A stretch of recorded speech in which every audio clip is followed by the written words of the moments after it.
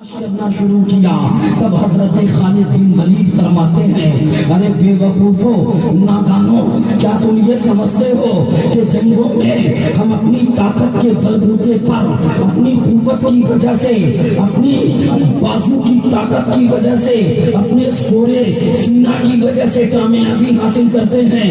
نہیں نہیں، بلکہ جنگوں میں اللہ جو ہمیں فتح و کامرانی عطا فرماتا ہے یہ اسی ٹوپی کی بدولت عطا فرماتا ہے۔ نعرہ تکبیر، نعرہ رسالت، ذکر شہدائے کربلا، نعرہ تکبیر، نعرہ رسالت۔ لوگوں نے پوچھا اے خالد بن ولید، آپ یہ کیا بول رہے ہیں؟ ایک ٹوپی اور جنگ کا نقشہ بدل دے، یہ کیسے ہو سکتا ہے؟ تب حضرت خالد بن ولید فرماتے ہیں کہ دیکھو دیکھو، یہ ٹوپی جو تم دیکھ رہے ہو اس میں میں نے نبی کا منہ مبارک رکھا ہے، نبی کا بال شریف رکھا ہے۔ اس نبی کے جسم مقدس سے جس بال کو نسبت ہو جائے، یمتاز الشیء علی نسبت ہی، نسبت سے شیء ممتاز ہو جاتی ہے۔ جب نبی کے بال کا یہ عالم ہے تو نبی کی ذات کے کمال کا عالم کیا ہوگا؟ اللہ اکبر، یا رسول اللہ، زندہ باد، زندہ باد۔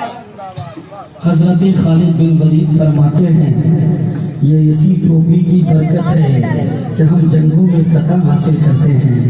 تو دیکھیے حضرت عمر اتنے سخت تھے کہ اتنے بڑے کمانڈر، اتنے بڑے جنرل حضرت خالد بن ولید کو معزول کر دیا، مگر حضرت عمر نے حضرت امیر معاویہ کو معزول نہیں فرمایا۔ اگر وہ غلط ہوتے تو ضرور معزول کر دیتے، ہٹا دیتے، مگر حضرت عمر نے امیر معاویہ کو نہیں ہٹایا۔ اس کی دلیل یہ ہے کہ امیر معاویہ برحق ہیں۔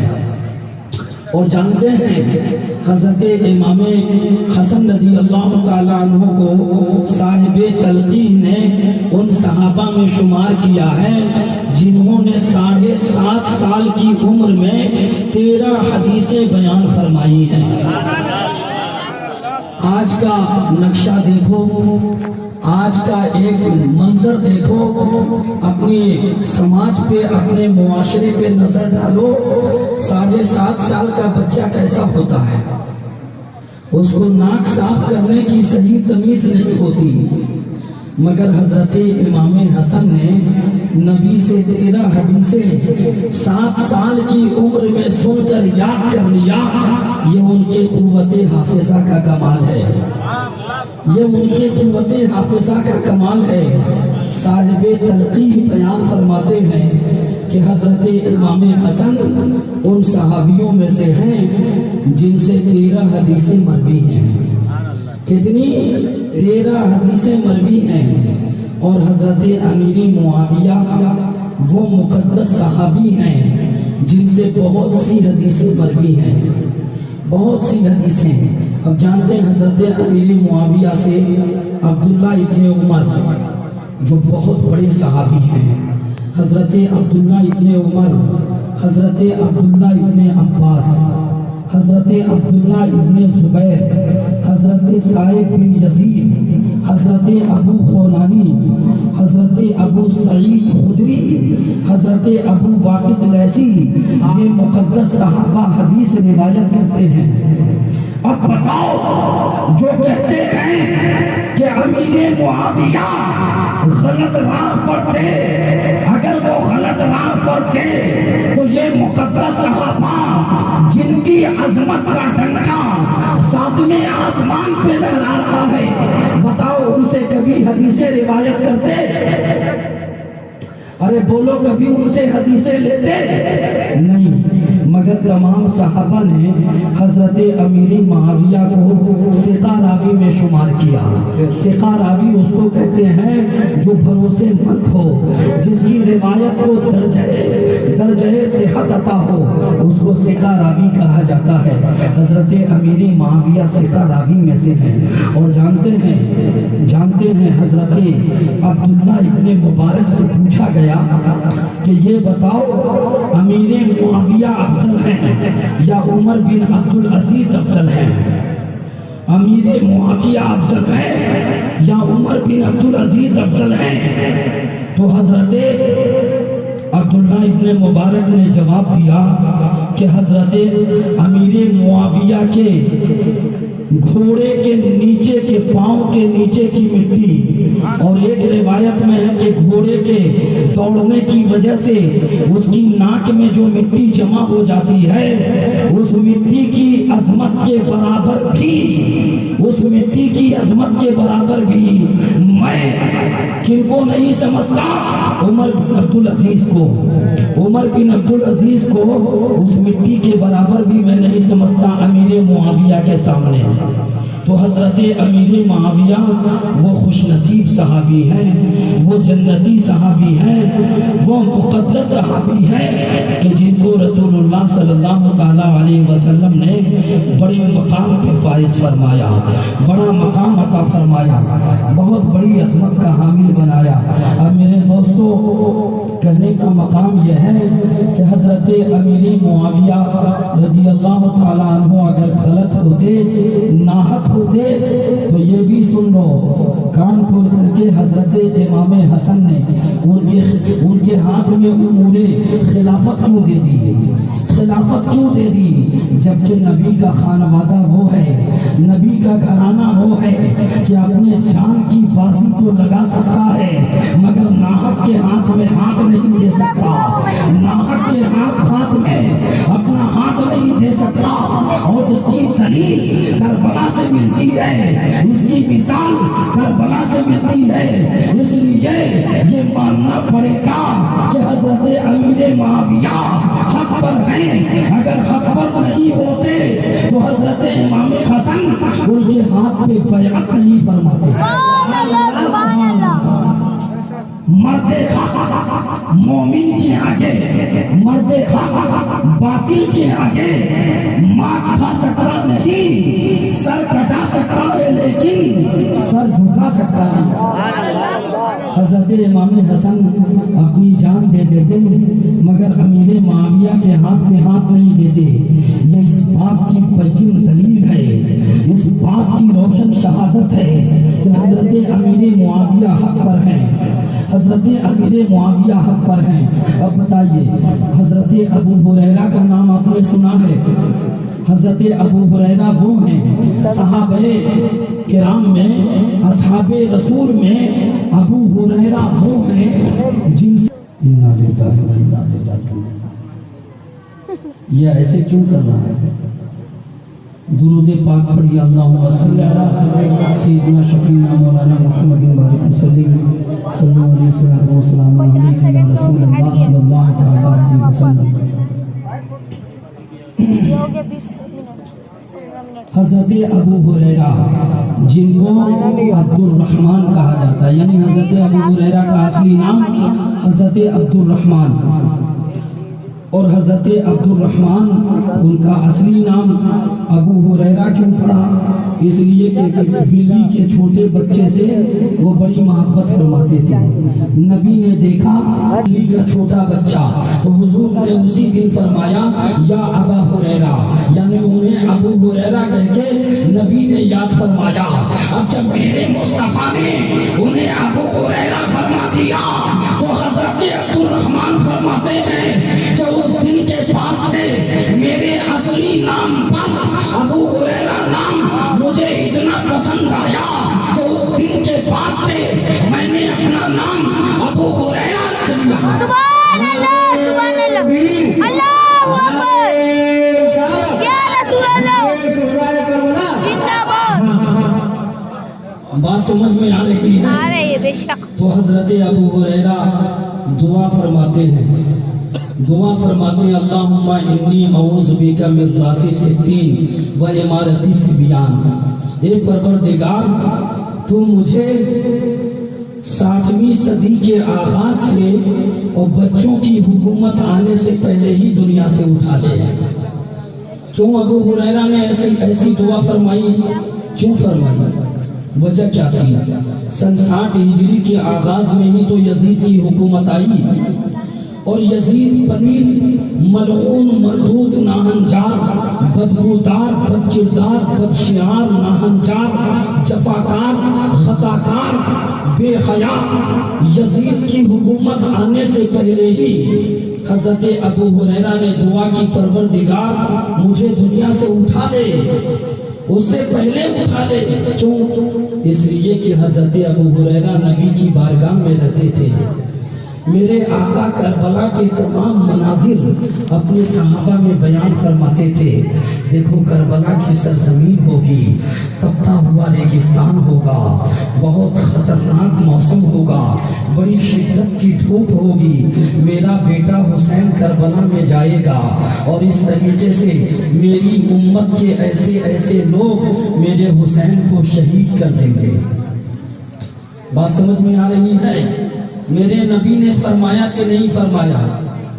آئے حدیثیں تو آگے سنو گے، کل انشاءاللہ اس کی تفصیلی رودات پیش کی جائے گی، اس لیے آج اس پر میں روشنی نہیں ڈال رہا ہوں۔ اب بات آ گئی ہے تو ایک ٹکڑا بیان کر دیا۔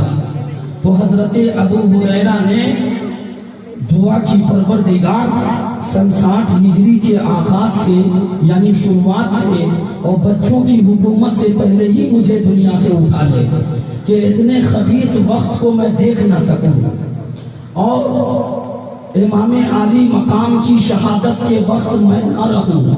حضرت ابو ہریرہ نے دعا کیا، اللہ تعالیٰ نے ان کی دعا کو قبول فرما لیا، اللہ تعالیٰ نے ان کی دعا کو قبول فرما لیا، اور حضرت ابو ہریرہ سن 60 ہجری سے پہلے ہی انتقال فرما گئے۔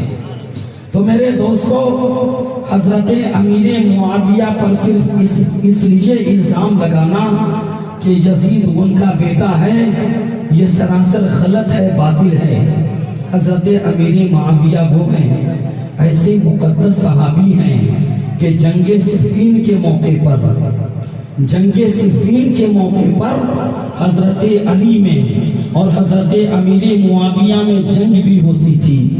ایک طرف جنگ ہوتی تھی، اور جب جنگ ختم ہو جاتی تھی تو امیر معاویہ محفل سجوایا کرتے تھے، اور محفل میں شاعروں کو کھڑا کیا جاتا تھا۔ امیر معاویہ فرماتے تھے کہ جو علی کی شان میں سب سے اچھا شعر پڑھے گا میں اسے 1,00,000 درہم انعام دوں گا۔ کتنے؟ 1,00,000 درہم۔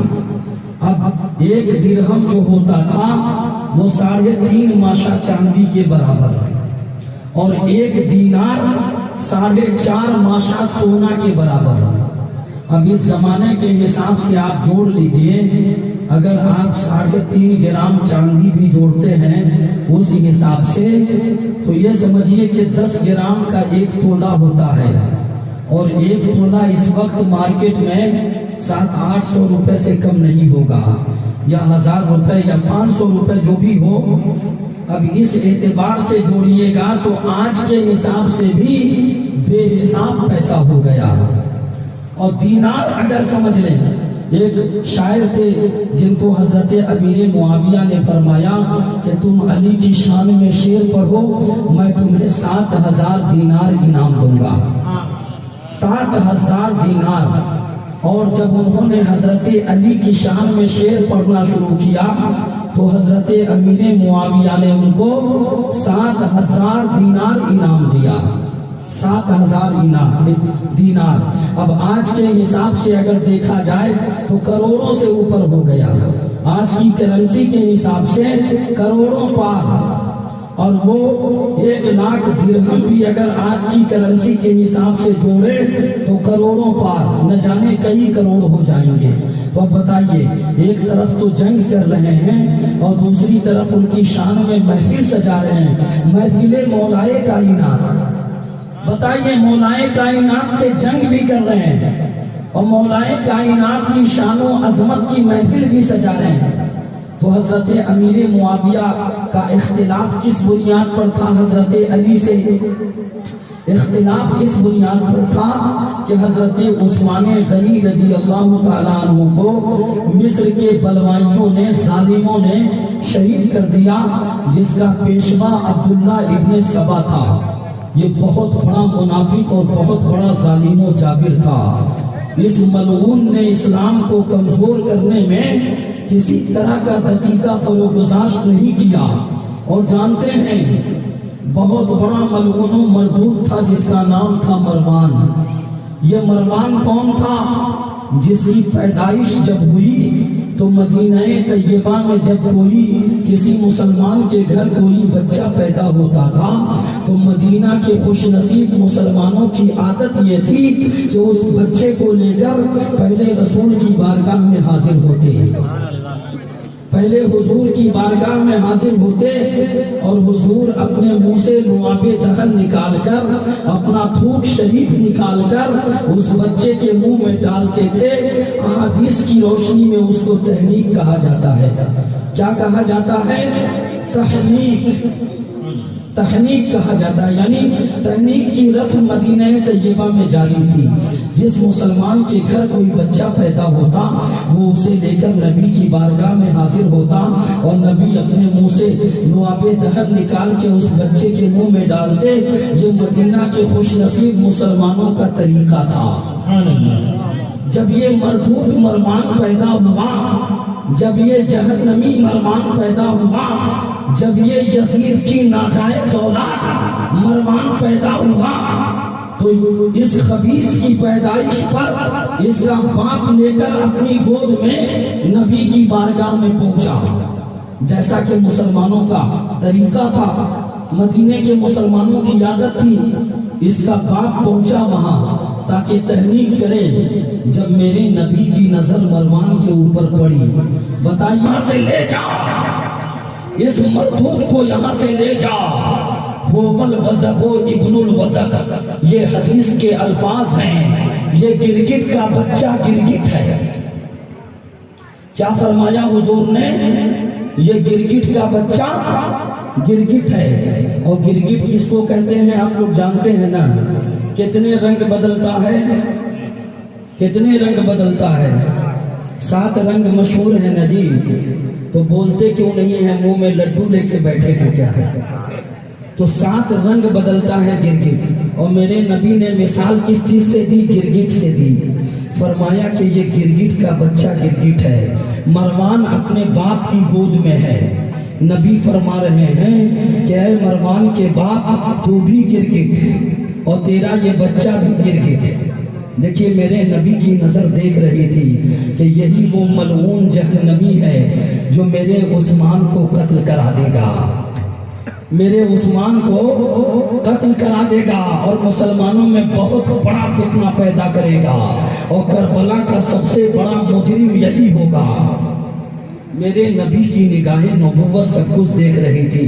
اب آج کل جو عقل کے اندھے دیو کے بندے، عقل کے ٹوور، یہ کہتے ہیں کہ نبی کو پیٹھ پیچھے کی بھی خبر نہیں، نبی غیب کی باتیں نہیں جانتے تھے. معاذ اللہ. ارے پڑھیے معاذ اللہ، استغفر اللہ. نبی کو کچھ نہیں معلوم تو بتاؤ نبی نے کیسے جان لیا؟ مروان کی پیدائشی کے وقت کیسے بتا دیا میرے نبی نے کہ یہی وہ شخص ہے جو گرگٹ بھی ہے اور گرگٹ کا بچہ بھی ہے؟ کیسے بتا دیا؟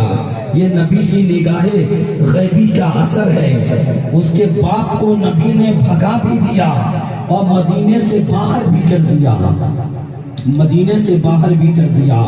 تو میرے دوستوں، کہنے کا مقام یہ ہے کہ حضرت امیر معاویہ رضی اللہ تعالیٰ عنہ کا یہ کہنا تھا کہ اے علی، عثمان غنی رضی اللہ تعالیٰ عنہ کو جن جن لوگوں نے قتل کیا ہے اس کو معلوم نہیں. اور اسلام کا یہ نظریہ ہے کہ جب تک قاتل یقین کی منزل میں نہ آ جائے، جب تک ثبوت شرعی نہ پیش ہو جائے، تب تک کسی کو قتل کا ذمہ دار نہیں ٹھہرایا جا سکتا. یہی وجہ تھی کہ حضرت علی کی جنگ حضرت امیر معاویہ سے بھی ہوئی اور سیدہ عائشہ صدیقہ جو ام المومنین رضی اللہ تعالیٰ عنہ ہیں ان سے بھی ہوئی، ان سے بھی اختلاف ہوا۔ بات سمجھ میں آ رہی ہے؟ خیر ان اختلافی باتوں کو عوام کے سامنے پیش نہیں کیا جا سکتا، میں نے صرف آئینہ پیش کر دیا ہے۔ اب دیکھیے امیر معاویہ ایک طرف جنگ کر رہے ہیں اور ایک طرف فضیلت علی کی محفل بھی قائم کر رہے ہیں، اس لیے کہ علی جانتے تھے اس لیے کہ امیر معاویہ جانتے تھے کہ علی وہ ہیں جنہیں نبی نے گلے لگا لیا ہے، اور جنہیں نبی نے گلے لگا لیا ان کو کون پیچھے کر سکتا ہے۔ اسی طرح ایک شخص جو ہے کوفہ میں حضرت امیر معاویہ کے پاس آیا، اس نے کہا کہ حضور میں ایک مسئلہ آپ سے معلوم کرنا چاہتا ہوں، ایک مسئلہ آپ سے میں جاننا چاہتا ہوں۔ کہا کیسا مسئلہ ہے؟ کہا حضور ایسا ایسا مسئلہ ہے۔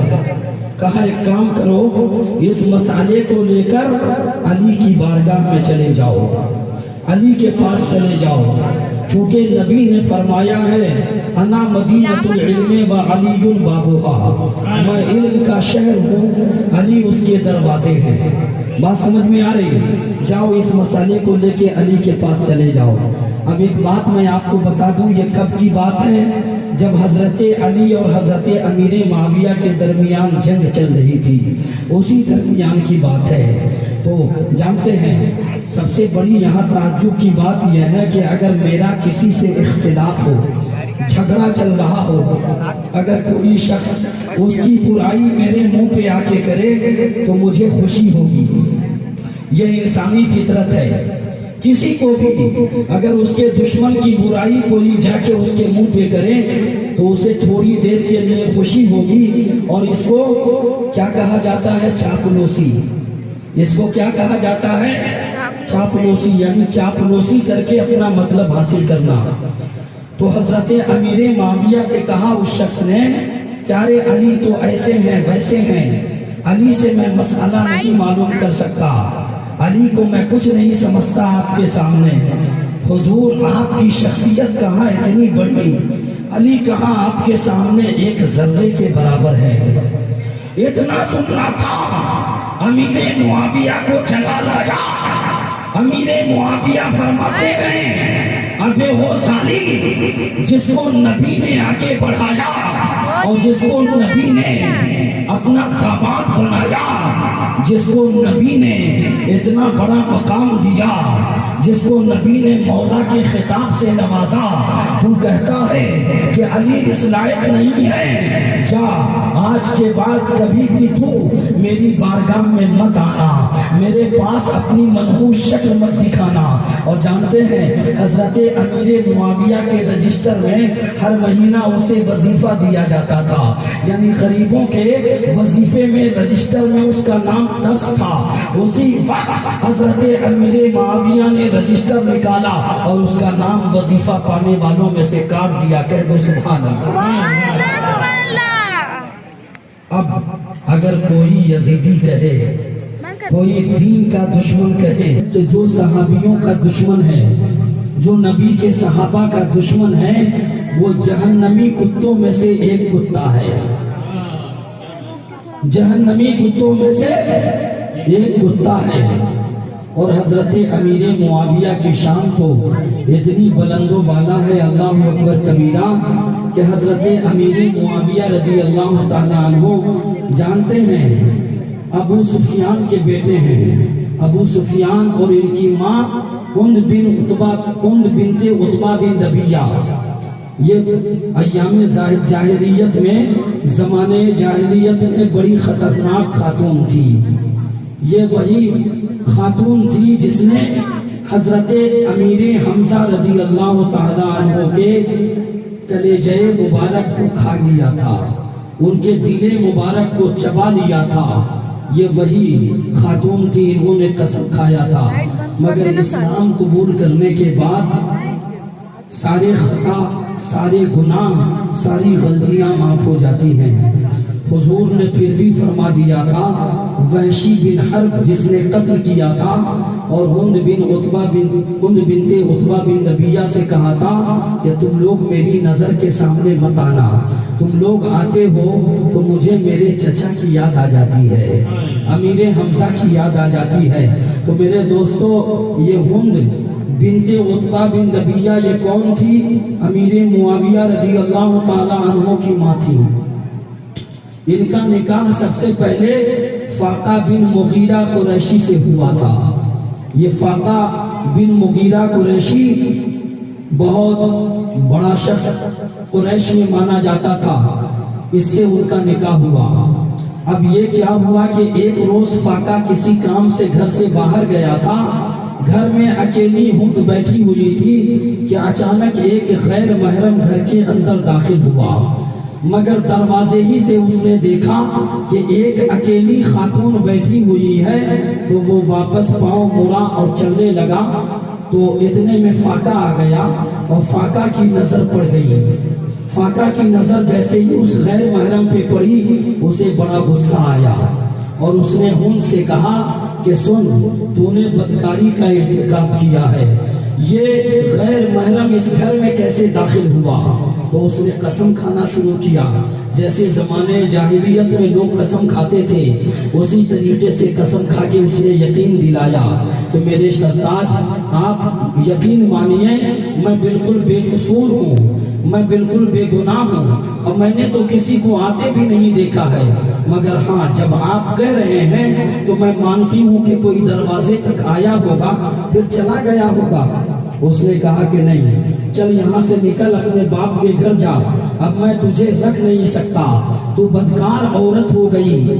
تو وہ اپنے باپ کے گھر چلی گئی اور جب وہ اپنے باپ عتبہ بن ربیہ کے گھر گئی تو عتبہ کو بڑی پشیمانی محسوس ہوئی، بڑی شرمندگی محسوس ہوئی۔ اس نے تنہائی میں کہا کہ بیٹی سچ بتا، کیا حقیقت میں تو نے گناہ کا ارتکاب کیا ہے؟ اگر تجھ سے گناہ صادر ہو گیا ہے تو بتا دے، میں فاقہ کو اپنے قبیلے میں سے کسی کو بول کے قتل کروا دوں گا اور تیرا نکاح کہیں اور کر دوں گا، اس لیے کہ یہ بات اہل عرب میں گشت کر رہی ہے اور میری بڑی بدنامی ہو رہی ہے، اور اگر واقعی تو حق پر ہے، تو نے کوئی گناہ نہیں کیا ہے، تو ایک کام کر، یہاں ایک کاہن رہتا ہے جو بالکل سچی خبر دیتا ہے، اس کے پاس ہم چلتے ہیں، اس کے گھر والوں کو بھی لے لیتے ہیں، فاقہ کو بھی لے لیتے ہیں اور اس کو لے کر کے چلتے ہیں، وہ کاہن دودھ کا دودھ اور پانی کا پانی کر دے گا۔ اب اتنا جب ہند بنت عتبہ نے سنا، کہا کہ ٹھیک ہے ابا، میں بالکل بے گناہ ہوں، میں بالکل سچ کہہ رہی ہوں، اور زمانے جاہلیت میں جیسی قسم کھائی جاتی تھی، قسم کھا کھا کے اس نے اپنے باپ کو یقین دلا دیا کہ میں بالکل سچ کہہ رہی ہوں۔ کہا کہ ٹھیک ہے، فاقہ کو بلایا، اس کے گھر والوں کو بھی بلایا، اس کے رشتہ داروں کو بلایا، اس کے خاندان کے لوگوں کو بلایا، اور اونٹ پہ سوار ہو کے سب لوگ فاقہ اور عتبہ بن ربیہ یہ سب کے سب چلے، اور جب چلے تو راستے میں ان کے چہرے کا رنگ بدلنے لگا۔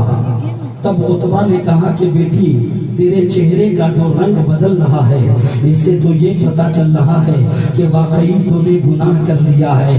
اس نے قسم کھا کے کہا کہ ابا حضور، میں نے گناہ تو نہیں کیا ہے، مگر مجھے یہ گمان ہے، مجھے یہ ڈر ہے کہ جس کاہن کے پاس آپ مجھے لے کے چل رہے ہیں، اگر اس نے غلط بات بتا دی، مجھے گناہ گار ثابت کر دیا، تو میں عرب میں کسی کو منہ دکھانے کے لائق نہیں رہ جاؤں گی۔ اس کے بارے میں میں نے سنا ہے کہ وہ کبھی صحیح خبر دیتا ہے، کبھی غلط خبر دیتا ہے، اگر اس نے غلط خبر دے دیا تو میرا کیا ہوگا؟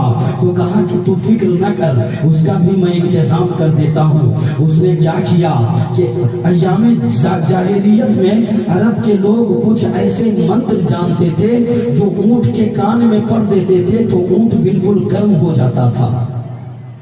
وہ منتر پڑھ کر کے اس نے اونٹ کے کان میں پھونک دیا، اونٹ بالکل گرم ہو گیا، اور جب اونٹ گرم ہو گیا تو اس نے کیا کیا کہ ایک گیہوں کا دانہ اس کے زگر کے سوراخ میں ڈال دیا اور اسے چمڑے کی پٹی سے باندھ دیا. کہا کہ بے فکر رہ، پہلے ہم جا کے اس کاہن سے، اس نجومی سے پہلے جا کے امتحان لیں گے. اگر وہ امتحان میں پاس ہو گیا تب تیرا معاملہ ہم اس کے سامنے رکھ دیں گے. کہا کہ ٹھیک ہے. جب وہاں سب لوگ پہنچے اور ملک شام کے اس کاہن کی بارگاہ میں سب لوگ جب گئے، اس نے کیا کیا کہ لوگوں کے آؤ بھگت کے لیے، ویلکم سواگتم کے لیے، ان لوگوں کی عزت افزائی کے لیے ایک اونٹ ذبح کر کے سب کو کھلایا پلایا. اور پھر اس کے بعد اس نے کہا کہ بتائیے اب آپ لوگ کس مقصد سے آئے ہیں، اپنے مقصد کو ظاہر کیجئے. تب عتبہ نے کہا کہ ایسا ایسا ہے، ایسا ایسا معاملہ ہے، مگر اس سے پہلے ہم یہ چاہتے ہیں کہ ہم آپ کے امتحان کے لیے ہم نے راستے میں ایک ایسا کام کیا ہے، جو کام آپ ہم کو بتا دیں تو یقیناً ہم مان لیں گے کہ آپ ہمیں سچی خبر دیں گے. اب پہلے زمانے کے کاہن لوگ بتائیے کتنی سچی باتیں بتایا کرتے تھے، سن کر کے آج بھی تاریخ برتئے حیرت میں پڑ جاتی ہے. دیکھیے حضور کی نبوت کی سب سے پہلی خبر حضرت خدیجۃ الکبریٰ کو ورقہ بن نوفل کے ذریعے معلوم ہوئی. کیسا کاہن تھا، زمانہ جاہلیت کا تھا، مگر وہ سب جانتا تھا آنے والی باتوں کو. تو جب زمانے جاہلیت کے لوگ اتنی بات بتا سکتے ہیں تو کیا میرا نبی جسے اللہ نے نور کے پیکر میں سر سے لے کے پاؤں تک ڈالا، کیا میرا نبی غیب کی بات نہیں جانتا؟ اب جو لوگ یہ کہتے ہیں کہ نبی غیب کی باتیں نہیں جانتے، یا تو وہ عقل سے اندھے ہیں، یا تو ان کی عقل ماری گئی ہے، یا تو وہ بالکل پاگل ہو چکے ہیں کہ پاگل پہ شریعت کا حکم ہی نہیں نافذ ہوتا. مگر دیکھیے وہ کاہن تھا. اس سے جب عتبہ نے پوچھا کہ بتائیے ہم نے امتحان کے لیے کیا کیا ہے، اس کی خبر دے دیجئے، تو اس نے بتایا کہ دیکھیے گھوڑے کے سوراخ میں نرکل کا دانہ، گھوڑے کے نرکل میں گیہوں کا دانہ. کہا اس کی وضاحت کر دیجئے.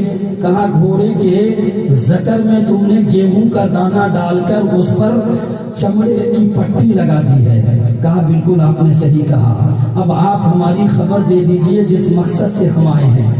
وہ کاہن کھڑا ہوا، کئی عورتیں لائن میں بیٹھی ہوئی تھی. اس نے جا کے سب سے پہلے ایک عورت کے سر پہ ہاتھ رکھا، پھر آگے بڑھا، دوسری عورت کے سر پہ ہاتھ رکھا، پھر آگے بڑھا. اب تیسرے میں ہند بیٹھی ہوئی تھی تو اس کاہن نے اس کے سر پہ ہاتھ رکھا اور کہا کہ بیٹی تو بالکل پاک و صاف ہے، پاک دامن ہے، بیٹی تو بالکل پاک دامن ہے، اور تجھ پر جو زنا کا الزام لگایا گیا ہے یہ بالکل بے بنیاد ہے، اس کی کوئی حقیقت نہیں ہے، تو بالکل پاک دامن ہے. اور ایک بات اور کان کھول کے سن لے کہ تو ایک بہت بڑے بادشاہ کی ماں بننے والی ہے. تیرے بدن سے، تیرے پیٹ سے ایک بہت بڑا بادشاہ پیدا ہوگا جس کا نام معاویہ ہوگا. سبحان اللہ، سبحان اللہ. یہاں تک اس نے بتا دیا کہ ایک بادشاہ ہوگا جس کا نام معاویہ ہوگا. اب اتنا سننا تھا کہ فاقہ نے فوراً جو ہے ہند بنت عتبہ کا ہاتھ تھام لیا، اور ہند نے فوراً اپنے ہاتھ کو جھٹک کر کے کہا کہ اگر میری قسمت میں بادشاہ کی ماں بننا ہے تو اے خبیث، وہ بادشاہ تیرے سلب سے پیدا نہیں ہوگا. اور فوراً اس نے جو ہے ابو سفیان سے نکاح کر دیا. بات سمجھ میں آ رہی ہے؟ تو ابو سفیان سے حضرت امیر معاویہ پیدا ہوئے. نبی فرماتے ہیں ایک مرتبہ نبی نے حضرت امیر معاویہ کو مخاطب کرتے ہوئے فرمایا کہ اے میرے معاویہ، میں دیکھ رہا ہوں کہ تو ایک وقت ایسا آئے گا کہ بادشاہ بن جائے گا، اور جب تو بادشاہ بنے گا تو ہمیشہ تو حق پہ قائم رہے گا. جب تو بادشاہ بنے گا ہمیشہ تو حق پہ قائم رہے گا. اب بتائیے وہ لوگ جو امیر معاویہ کو برا بھلا کہتے ہیں، گالیاں دیتے ہیں، وہ تو نبی کے بھی وفادار نہیں ہیں، کیونکہ نبی نے تو ان کی تعریف کی ہے. اور یہ لوگ انہیں گالیاں دیتے ہیں اور خود کو سنی صحیح العقیدہ بتاتے ہیں معاذ اللہ۔ کلکتے میں اس فرقے کے لوگ تو میں نے بہت دیکھے، اور جگہ پہ نہیں جانتا کہ کیا حال ہے، مگر کچھ ایسے یزیدی جو ظاہر میں تو سنی بن کر اور سنیت کی جڑوں کو کھوکھلا کرنے میں مصروف ہیں، وہ صحابی رسول حضرت امیر معاویہ کو گالیاں دیتے ہیں۔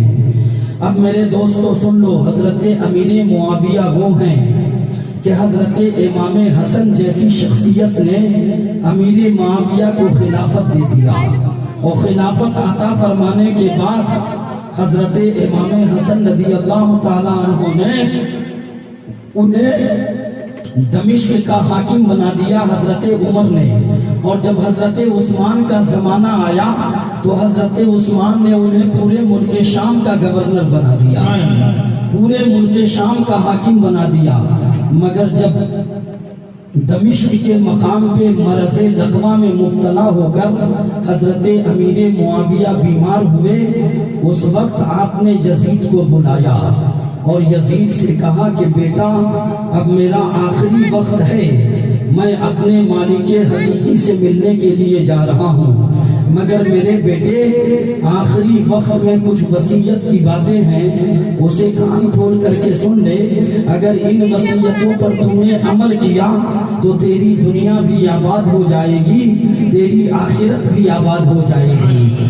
یزید چونکہ اس وقت بڑا نیک وقت اور بڑا سچا پکا نمازی تھا، اس لیے آج تک تاریخ نویس یا مورخین کی کتابیں اٹھا کر دیکھیے، جب تک حضرت امیر معاویہ زمین پر باحیات رہے کوئی بتا نہیں سکتا کہ یزید کا فسق و فجور ظاہر ہوا ہو، یزید جھوٹ بولا ہو یا یزید نے فسق و فجور کیا ہو۔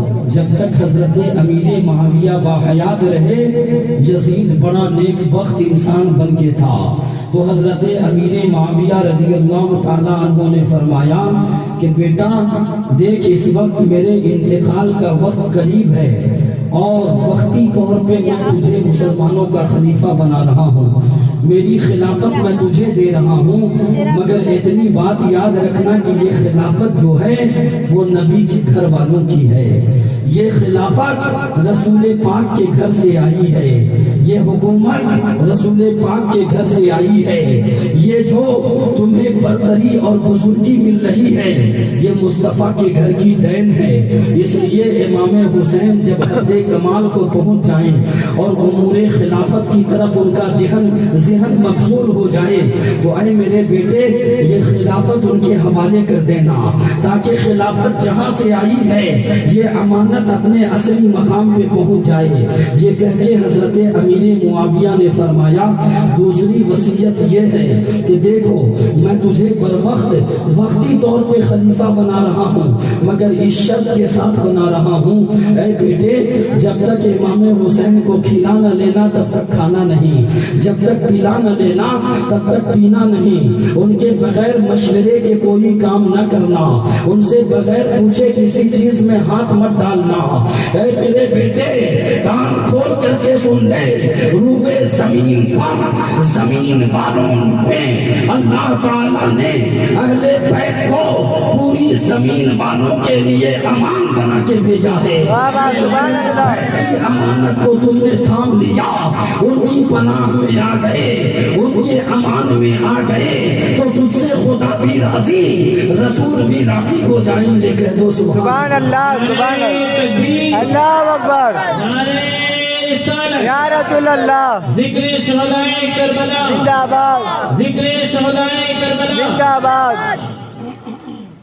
تو حضرت امیر معاویہ نے فرمایا کہ بیٹے کان کھول کر کے سن لے کہ روئے زمین پر اس وقت سب سے افضل امام حسین کی ذات ہے، اگر وہ راضی تو فاطمہ زہرا راضی، اور فاطمہ زہرا راضی تو رسول راضی، اور جب رسول راضی ہو گئے تو خدا راضی، اور جب خدا راضی تو تجھے جنت میں جانے سے کون روکے گا۔ یہ حضرت امیر معاویہ کی وصیت ہے جسے علامہ جلال الدین سیوطی رحمۃ اللہ علیہ نے الصواعق المحرقہ میں نقل فرمایا ہے اور تاریخ طبری شریف میں بھی نقل کیا گیا ہے. بڑی معتبر مستند کتابوں میں اس کا ذکر ملتا ہے. پھر آخری میں حضرت امیر معاویہ نے فرمایا کہ بیٹے دیکھ، اب تو میں دنیا سے جا رہا ہوں، میرا وقت آخر قریب ہے. دیکھ میرے پاس نبی کی ایک لنگی شریف ہے، ایک حضور کی چادر مبارک ہے، اور حضور سرور کائنات صلی اللہ علیہ وسلم کے ناخن اقدس کے قطرن ہیں، اور کچھ جو ہیں حضور کے منہ مبارک شریف ہیں، کچھ حضور کے منہ مبارک شریف ہیں. بیٹے جب میں انتقال کر جاؤں تو ایک کام کرنا، مجھے حضور کی چادر میں لپیٹ دینا، مجھے حضور کی لنگی میرے لیے کفن بنا دینا. اور بیٹے جو میرے پاس رسول پاک صلی اللہ علیہ وسلم کے ناخن کے تراشے ہیں، ان تراشوں کو میرے سینوں پہ اور پیشانیوں پہ چھڑک دینا. سجدے کی جگہ پہ نبی کا منہ مبارک شریف ڈال دینا اور مجھے میرے خدا کے حوالے چھوڑ دینا. اے میرے بیٹے، مجھے یقین ہے کہ ان مقدس